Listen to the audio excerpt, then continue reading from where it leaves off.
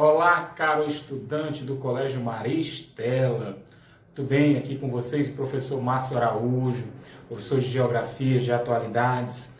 Pessoal, aqui estamos para tratarmos da competência de número 6 da área de Ciências Humanas e tratarmos de elementos da geofísica, elementos naturais do planeta.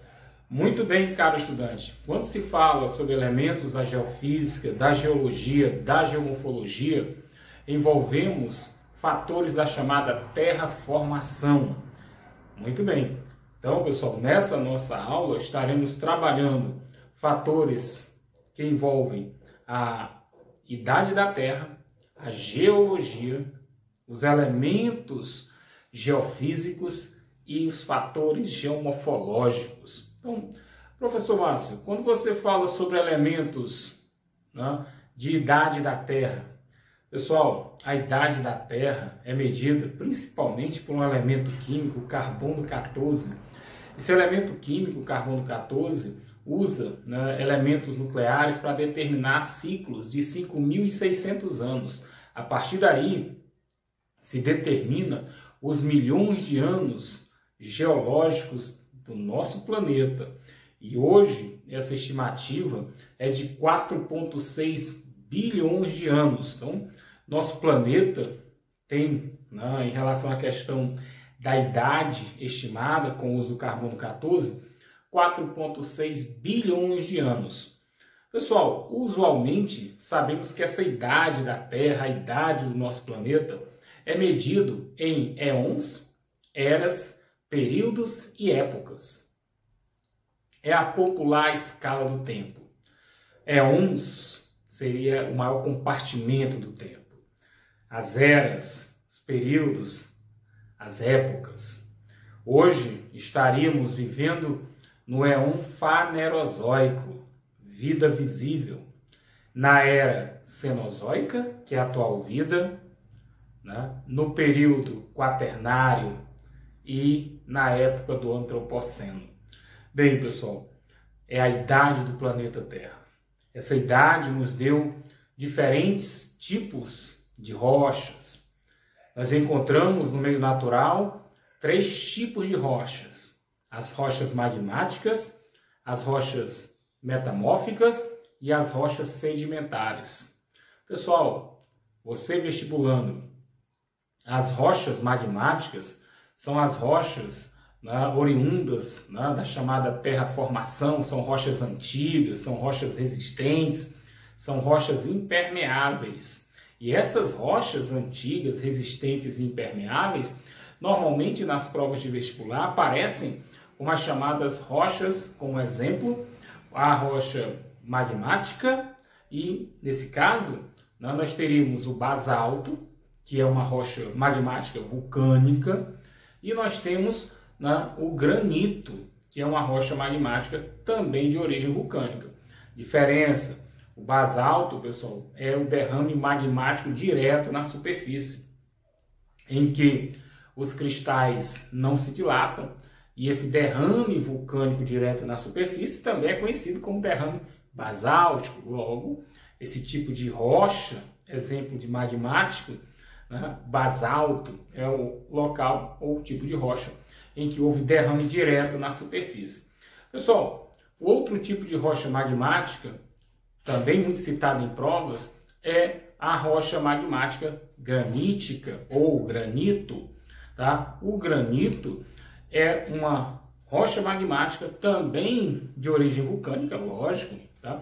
Só que os cristais se dilataram lentamente ainda no interior da crosta, formando o granito. Bem, pessoal, outro tipo de rocha que encontramos na natureza são as rochas metamórficas, são as chamadas rochas transformadas, metamorfizadas. Bem, caro estudante, essas rochas metamorfizadas, por pressão, temperatura, mudam sua estrutura. O calcário, por exemplo, pode se transformar, né, em cristal de quartzo, calcário pode se transformar em mármore, né? O arenito, né, pode transformar-se, né, em mármore.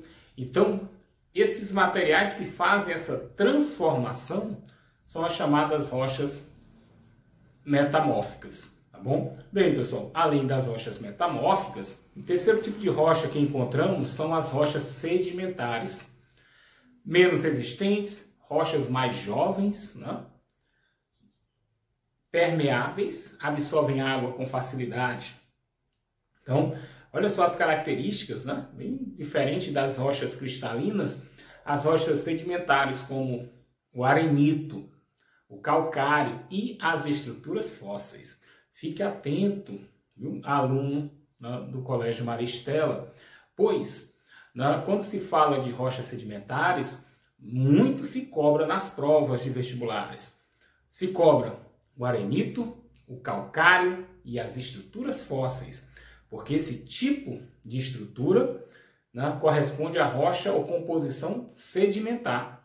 Então, o arenito, o calcário, que é matéria-prima para o cimento, né, e quando você lê fóssil, os elementos fósseis, pessoal, fósseis de dinossauros, fósseis de peixes, né, equinofósseis, que são fósseis de vegetações, e os populares combustíveis fósseis, que são, na verdade, os hidrocarbonetos, o petróleo, o carvão mineral, gás mineral, né? Esses elementos, o gás natural, esses elementos também são fósseis, esses hidrocarbonetos.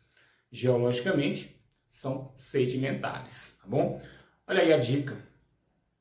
Chegando agora, pessoal, para falarmos, né, sobre elementos da geofísica.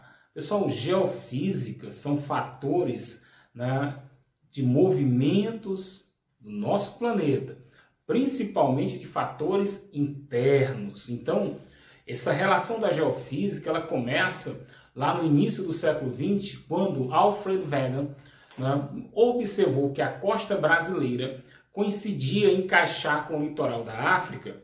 Então ele percebeu que os continentes, um dia no passado, poderiam estar unidos, que ele chamou de Pangeia, ou seja, toda a Terra. E que ao redor desse supercontinente havia um superoceano, ele chamou de Pantalassa, uma única massa líquida.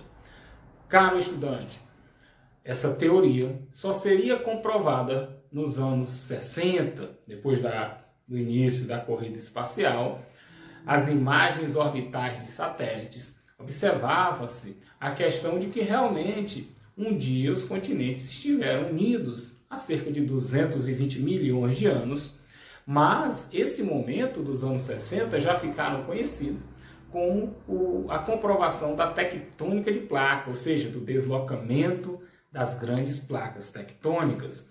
Pessoal, falar da Pangeia, falar da tectônica de placa é também lembrar, tá, que ao longo desse processo, né, sobre fatores geofísicos, quando você fala sobre movimentos tectônicos, movimentos como convergência, divergência e passagem lateral de placas, que são os três movimentos básicos horizontais das placas tectônicas, uma série de consequências geofísicas são atribuídas a estes movimentos. Então, logicamente que terremotos, atividade vulcânica, né, construção de cadeias montanhosas e alargamento do leito dos oceanos são consequência da tectônica de placa. Então, quando você trabalha geofísica, você trabalha Pangeia, tectônica de placa, você tem que entender que a partir daí você deve também estudar suas consequências, né? A formação das cadeias de montanhas por convergência tectônica, o alargamento do leito dos oceanos por divergência tectônica, tá? Grandes terremotos em movimentos tangenciais.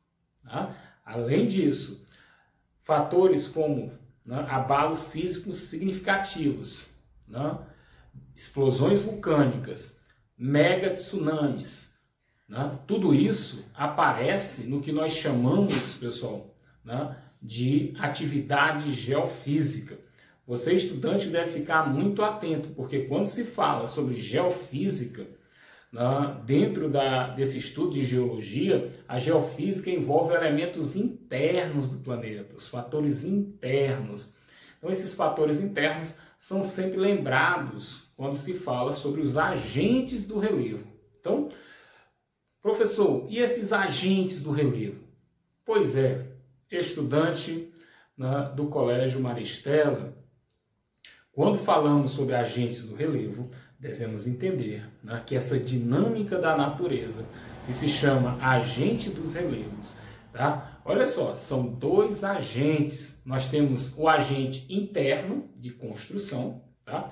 E esse agente interno de construção, ele começa logo por esse fator, né, da geofísica, que são os fatores da tectônica de placas, né, dos movimentos internos, entendeu? Da atividade vulcânica, dos movimentos tectônicos horizontais e verticais. Então, muitos fatores internos, ao longo de milhares e milhões de anos, construíram, né, o relevo mundial.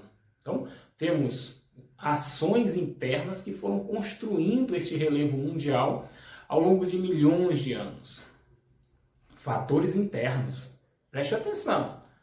Tectonismo, vulcanismo, né, abalos. Esses fatores internos são agentes endogenéticos, agentes de construção do relevo.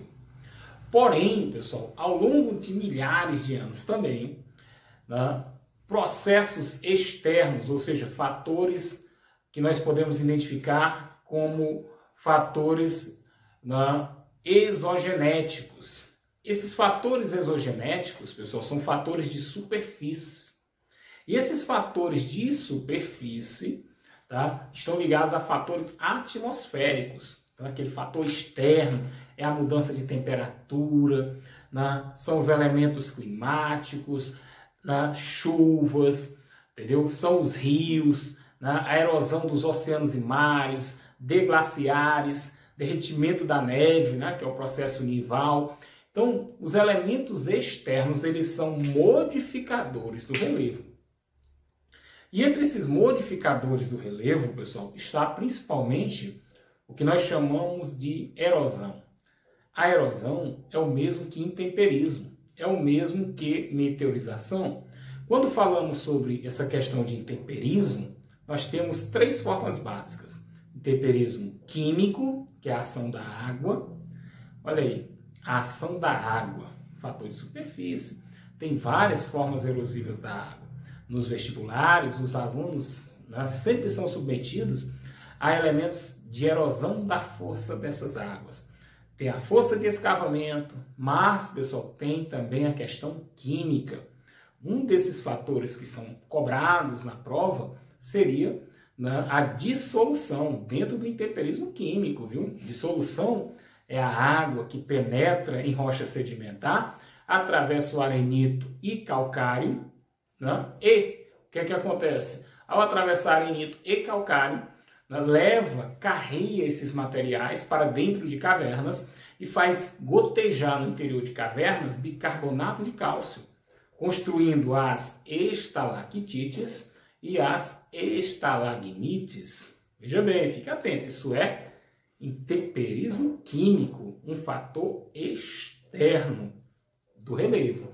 Pessoal, também temos o intemperismo físico, que é a variante térmica, tanto de alta como de baixa temperatura, tá bom? E temos, pessoal, o intemperismo biológico, que é a decomposição orgânica, tá? Então, nessa aula, estivemos trabalhando com vocês, tá? Desde fatores da idade da Terra, tipos de rocha, geofísica e, pessoal, né, os agentes do relevo, a chamada dinâmica de transformação, né, do relevo mundial. Pessoal, foi um prazer. Abraço a todos. Colégio Maristela.